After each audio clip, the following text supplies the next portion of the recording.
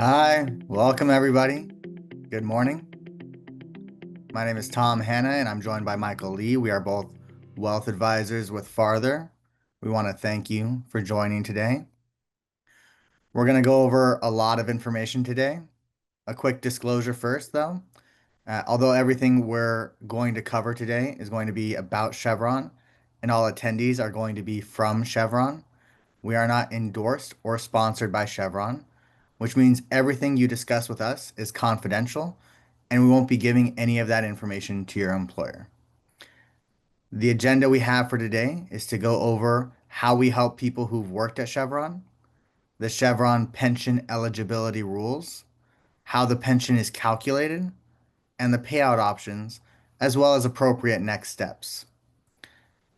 A few things about us and our mission. We are a fiduciary, which means we're legally required to put your interests first, and we are structured to avoid any potential conflicts of interest. One of the things that makes us different is that we are focused on Chevron employees. Myself and everyone on my team is specialized on your company's benefits. This is one of the things that differentiates us and one of the things that you all tend to appreciate the most. And even though we are specialists on your benefits, we offer full service financial support. So feel free to leverage us for any of your financial planning needs.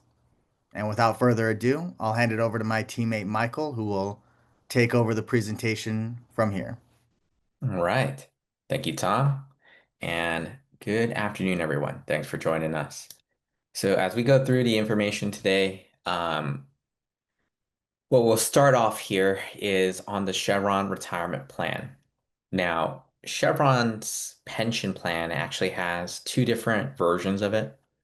They are both tied to when you originally got hired at the company, and there is a difference if you started before 2008 and after 2008.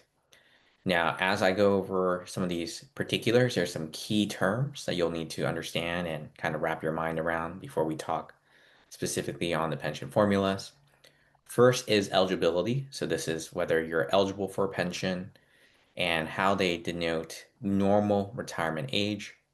At Chevron, most of the benefits are designed around a retirement age or normal retirement age of age 65. Now, that means even though the calculations will be done calibrated to an age 65 retirement date, you'll realize that a lot of the benefits are actually available ahead of that. And we'll show you what that means as we go through each of the pension formulas. Another key term you'll need to understand is vesting. So vesting is the term for whether you've worked at Chevron long enough to be entitled to a pension. That is a minimum of 5 years. Typically, most people will be vested, but whether you're early retirement eligible, you'll notice that there will be additional penalties we walk you through today based on that. Last but not least, we're going to talk, or you'll see some of the legacy benefits listed here. Chevron is a large company with a very long history. So if you've come in to the company through one of these mergers, acquisitions, and you recognize one of these logos here at the bottom right, just note that some of your benefits will have grandfather provisions that are typically seen as more generous. If this applies to you, this will be important to note because you'll typically be entitled to earlier retirement dates or just better uh, eligibility for certain clauses within the pension. Now, moving forward, we're going to start talking through the pre-2008 benefit first. So this benefit here is a old school defined benefit plan. This is the more traditional way of how pensions are calculated. And there are several parts to this that you'll need to kind of understand as you make some of your decisions around. The first two are pretty much found in all defined benefit plans. It's a percentage of your pay multiplied against your years of service. So that's the first two bubbles here. The easiest way to kind of wrap your mind around what this is saying is imagine you have 30 years of service. You take 30, multiply that by 1.6. That ends up being 48. So 48% of your last 3 years of pay is going to be equal to what your pension is after subtracting any age penalties and the Social Security offset. The commencement discount factor is how Chevron defines their age penalties. We'll go more in detail on that on the next page. And the Social Security offset is the way that Chevron recoups what they've paid into Social Security for you. This typically comes in the form of payroll taxes. So again, Chevron is just looking to recover what they're paying into Social Security for you through its pension program. Each one of these will drive certain decisions for you. So let's talk about the age penalties first. So this table here is pulled directly from your summary plan description. This is that big book you give you when you first get hired, and it goes through all the terms and conditions of how your pension works. They are going to first define points. So that's going to be the top row going left to right as your age at termination plus your years of service. On the left-hand side column, they're going to define your age, which is going to be really important for just figuring out where you are on this chart. Now, most people, because of how they do their points, you'll notice that they stop counting at 55. That's the far right-hand side where it's highlighted.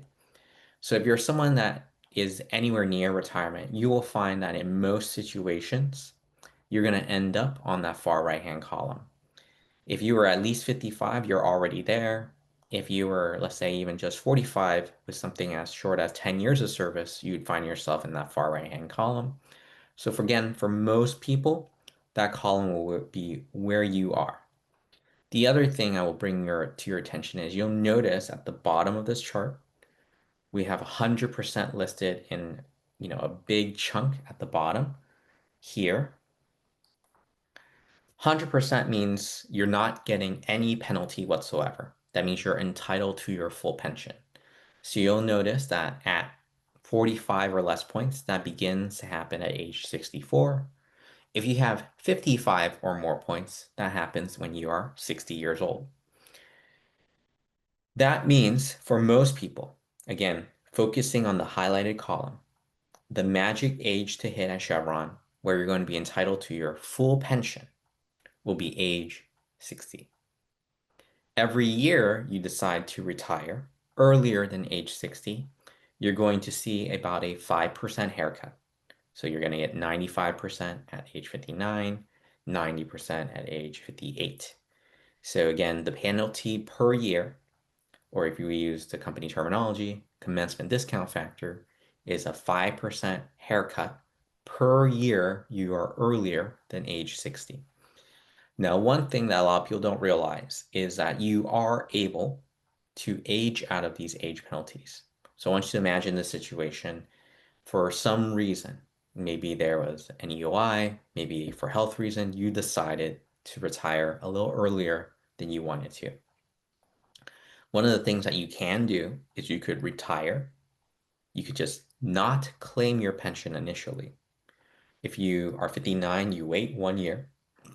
When you turn 60 and then you claim it, your age penalty would have fallen off because the spot you are on this chart is not determined until your benefit commencement date, like you have actually claimed your pension. So one of the things that, again, people don't realize is that you can actually leave, come back to claim your pension later, and get that penalty to fall off for you. Now, this would not make any sense if you're already 60, you don't have any penalties applying to you anyway. But it does make a lot of sense if you had, for some reason, needed to leave sooner and you were hoping to get your full amount. All you need to do is wait a bit and that penalty will continuously fall off. It is akin to getting a guaranteed 5% on your money here because it's going to grow every year you age. That never stops.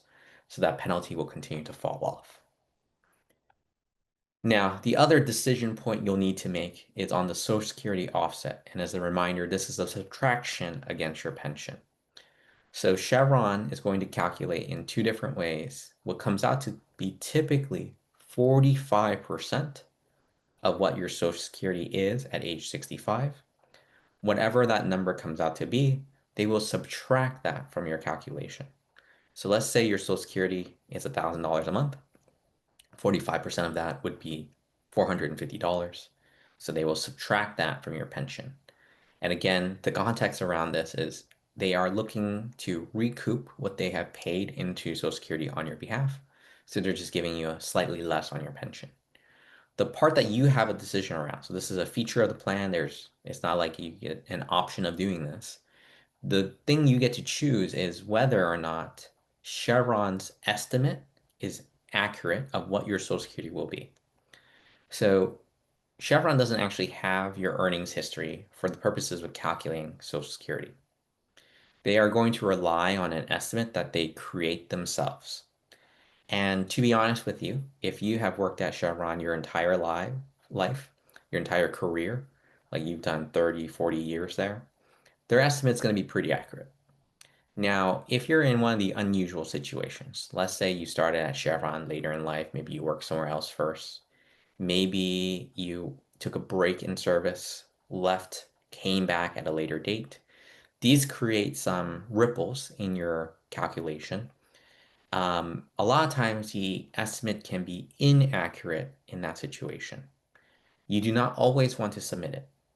So you would want to submit the real number if it's going to help your situation.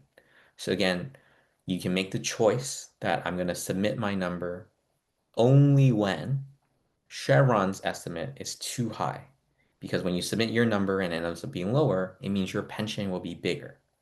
You do not want to submit your estimate if Chevron's calculation is too low, because even if it hurts you, the company is obligated to use the actual numbers. And because you submitting that, you taking that action would actually reduce your pension further, it does not make sense to do it. You should just really let them use their estimate. Again, this is a choice, a time-sensitive choice that you have that you get to make leading up to your pension claim date or up to 6 months after leaving the company. You should, this should be something you consider doing, especially if it's going to improve your situation. Now, for folks that have started at Chevron after 2008, this is the new style pension that they have. It's much more modernized. And if we were to compare it to the old one, it's considered to be a little bit less generous. But to be honest with you, most employers do not do pension at all in the United States. Like only 1 out of every 10 employers provide any pension. So the fact that there is one, even if it's not as good as the one that some people are grandfathered into, is well above the norm of most employers. How this one works is they're going to give you 11% of your highest average earnings for every year you worked at the company before age 60. So to make the math really simple, imagine you worked at the company 1 year, you made 100 grand that year. That means into your pension account, they will deposit $11,000. You do another year, they deposit another $11,000. Once you pass the age of 60, instead of giving you 11,000, they will give you 14,000. And this builds up over time as you work at the company longer and longer. This comes out to be a lump sum that you get at the end of retirement. And if you didn't want a lump sum, and let's say you wanted one of the other payouts, they would convert this over. The previous pension, the formula would spit out the single life annuity number. And if you didn't want the single life annuity, they would convert it to the other payouts. So this is usually the part that most people find the most helpful is understanding what your payouts are. So listed on the screen here are the 5 payment options Chevron will allow you to pick from. So just imagine you work here 20, 30, 40 years. Chevron says, thank you for your time, and how would you like your money? You're allowed one time irrevocable choice on one of these 5 options. Whichever one you pick, you are going to be locked into it. You can never change your mind. So this is a big decision, and understanding how each one interacts, which one is right for you and your family is really important. So to give you an understanding of each, a single life annuity is the most traditional form of pension payment. This is the one that mom, dad, maybe grandpa, grandma would have had back in the day, where the company will promise to pay you a set amount of money every month as long as you're alive. So the single life in the name is specifically referencing one person's lifetime, and that's you, the retiree's lifetime. No matter how long you live, whether it be 40 years, maybe you hit age 100, retiring at 60, they'll still keep paying you. Maybe you pass away early, you retire when you're 60, you pass away when you're 61. It ends when you're 61. There is no other payments to anyone else. There is no beneficiaries. There is no claim for your kids, your spouse, anyone else. It is your lifetime only. This money does not have an inflation adjustment, so whatever the amount is, it always stays the same. And if Chevron were to go out of business, this money is also insured by the PBGC. So there's pension insurance for this money. Last but not least, this money is taxable as income. So just like your paychecks, as you receive this money every month, you have to pay taxes on it. Just like Uncle Sam takes a little bit before you get your paycheck, they will also take a little bit out before you get your pension payments. Now, if you're married, the joint and survivor annuity is your typical default. So it's not just your lifetime, but it usually includes your spouse, two people's lifetimes. You are allowed to pick how much you put on your spouse's life, anywhere from 1 to 100%. So imagine this, 50% is the default. If your payment is 2 grand a month for the rest of your life, and you say this is your single life, 2 grand a month, and you say you want to cover your spouse, Chevron will give you a slight haircut. Maybe your payment goes down to 1,800 a month. When you pass away, your spouse will continue to receive 1,800 a month for the rest of, sorry, $900 a month. So 50% of what you used to get for the rest of their lifetime. The step up is a provision in this option that protects you as a retiree. Since you've taken a haircut to protect your spouse, if your spouse predeceases you in those first 5 years, there is a step up amount back to the single life to help you recover because that person never got to actually collect any of theirs. So this is a way to protect you as the retiree. All the other rules are the same. There's no cost of living adjustment. It is taxable as income and also covered by the Pension Benefit Guaranty Corp, so insured by the federal government. Now, the third option here is the lump sum. Uh, in all our years of doing this, we've covered Chevron for more than a decade now. We have found that most people gravitate towards the lump sum. This is probably by far the most popular one, but doesn't mean it's always the right one. But this is the one that is most different. So you're saying essentially to Chevron, I don't want money per month. I want to just have my money all up front. This makes it so that they give you one big check right at the point of retirement instead of small checks over your lifetime. Because it's a one big check, you need to understand the term rollover. This money is supposed to be rolled over, meaning moved to another retirement account at the point of retirement in order to avoid the taxes. If you don't do a rollover, Uncle Sam expects you to pay the taxes on the entire amount because this is a lifetime's worth of money. Your tax rate will be much higher because it's going to be a pretty big check. If you move it to an IRA, another 401k, just any other retirement account, you do not pay any taxes upon that initial move. You only pay taxes upon future withdrawals of this money. So that's the ideal. Now, the part that makes this more popular for most folks is the fact that this money is both inheritable and investable. So with the lump sum, this is the choice where you get everything.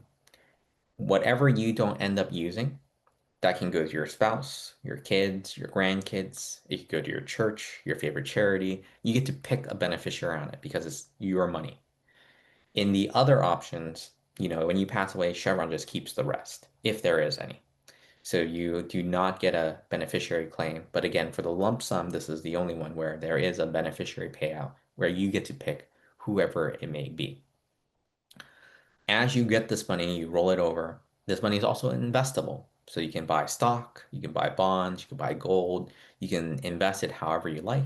This money should grow over time, and you are able to live off the interest, which is exactly what Chevron is doing for you when you take the monthly, they invest it, they send you the interest. You are doing the same thing. You're responsible for doing that, and you get to keep any years of extraordinary growth. It is your personal responsibility if it doesn't do well. This is the part where firms like us will fit in. We can help you invest and manage this money to make sure it lasts your lifetime.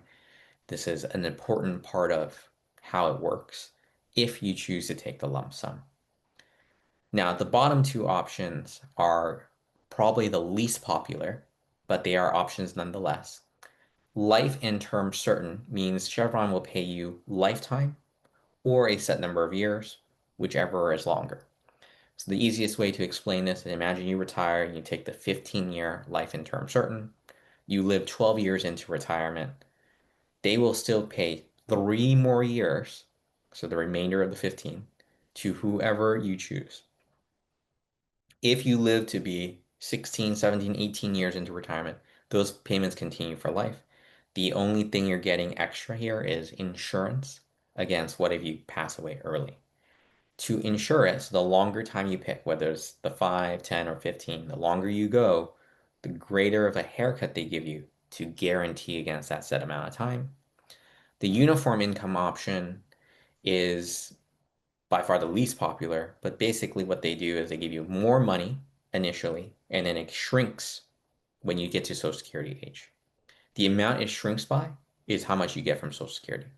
So what it's supposed to create is a uniform experience for you of income throughout retirement. It doesn't pop when Social Security starts. But again, they're just giving you more and then shrinking it down. Social Security, let's say you retire when you're 60, is really only 2 years away. So that time where you get more is usually not worth the lower amount that you get later on. So again, this is a pretty unpopular choice. So as we continue here, one additional technical point on the lump sum is really important.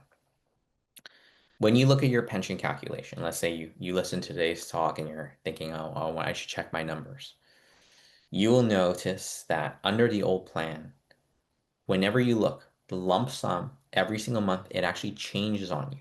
So I want to give you an understanding of why the lump sum is changing. And it's because when they calculate the lump sum, and this again, this is specifically for the before 2008 plan. So you would have to have something like 17 years of service at this point to be grandfathered into that plan. The lump sum, when they calculate that one, it is dependent on your age and the interest rates at that time. So there is timing involved, and certain dates that you pick it or look at the calculation will hurt or help you. Lump sums are typically bigger the younger you are. And if you think about it from Chevron's point of view, it'll make a lot of sense. If you are retiring when you're 60 and you have 25 years to live and your pension is worth 2 grand a month, they're basically thinking like, how much do we have to give you today to be the equivalent of 2 grand a month paid out over 25 years? If you are 65 years old and your pension again is 2 grand a month, that means there's 5 years less of life expectancy. So when they bundle that all into one big check, it's only 20 years worth of payments. So again, the younger you are, the bigger your lump sum. For interest rates, it moves in the opposite direction as well. Typically, Chevron is calculating how much interest they can get on this money when they're paying it out to you. So if you're thinking, I want a lump sum, Chevron has to give you the amount of money equivalent to the needed amount that you can invest, get interest on it, and generate again 2 grand a month. If interest rates are really high, like they are today, you don't need to be given as much for you to generate that same $2,000 a month. If interest rates were to go down, Chevron has to give you more money to begin with for you to generate that same amount of interest. So from a personal standpoint, if you want the lump sum, you typically want to claim it when your age is lower and interest rates are lower. That means you'll just get more money. And as you get older or as interest rates go up, and this is the same interest rates they do for mortgages, bank accounts, credit cards all over the country, it's all tying back to that same rate, you'll see that your lump sum starts to shrink as you get older and as interest rates go up. So these are all things that we help people understand and cover. You've listened to our educational session today. So Tom and I go all over the country helping Chevron folks understand their benefits. This is a no cost service we're happy to do. This is just one of several topics we cover.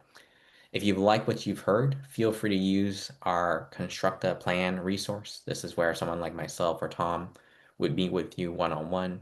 It could be over the phone, it could be on Teams, it could be on Zoom, just, however we need to do it to go through your numbers with you, to help you build a retirement plan and just evaluate your situation. If you want to go one step beyond that, we are a firm that clears through Fidelity, so we can even help you manage your 401k accounts while you're working. We can help you make decisions on your investments, guide you through the retirement process. That's the only part that we actually have to charge our management fee, which is 1% per year. Now, as we end our session today, we have 5 minutes left. If you have any questions, feel free to throw them into the chat. We'll be happy to answer them live as we go through everything today. Tom, can you see if we have any questions? Yeah, I see one. Uh, should I claim Social Security income early to have a lower offset? So I'm guessing they're referencing the calculation there. Yeah, so the offset from the pre-2008 formula is based on their estimate of what your Social Security will be at age 65. It is not contingent upon when you actually claim.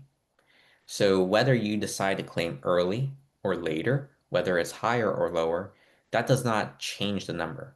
What changes the number is what their estimate is and whether you submit what your real number is, not when you actually claim. So your Social Security decision, whether you claim at 62 or 63 or 67, or maybe you wait all the way till 70, that should not influence, or that will not influence what you should do on your offset. Right. The next question is if someone was hired in 2003 and then they left in 2010 and then they were rehired in 2015, which pension would they be eligible for? So they would be vested into the old one because they did the minimum time to basically get a small pension from the previous one. Even though they came back, their new hire date is in the new pension. So what they would essentially see is they are vested into a portion of the old one. They should begin to accrue a new one in the new plan. So they get both, but the old one will be really small because it's a small amount of time. And even though you work longer, that small one will never, the old one will never change because you're actually accruing time in only the new one, which is for any hires in 2008 or later. Okay. And then next question is how is the pension taxed? Yeah, so we went through some payment options there. For the pension, these are monies the company is giving you, just like a paycheck, right? That's how Uncle Sam sees it. So no matter which option you take, monthly, lump sum, joint life, all of this is counted as income. You may defer the income tax by taking the lump sum and rolling it over, but it's still going to be income taxed later when you finally do take it out. So whichever option you pick, Uncle Sam kind of just always has his hand out. He's going to expect income tax on the amount that will just always be there. So, any other questions, Tom? I think that's it. All right. Well, I want to thank everyone for listening today. Thank you for joining us. If you are interested in utilizing any of our services or being invited to a future session or setting up one of these sessions for your work group, feel free to contact us. Our information is on the screen here. You can even use the links in the chat to book a time to meet with us, or even just use the QR code. I want to thank everyone for listening today, and I hope you all have a great weekend.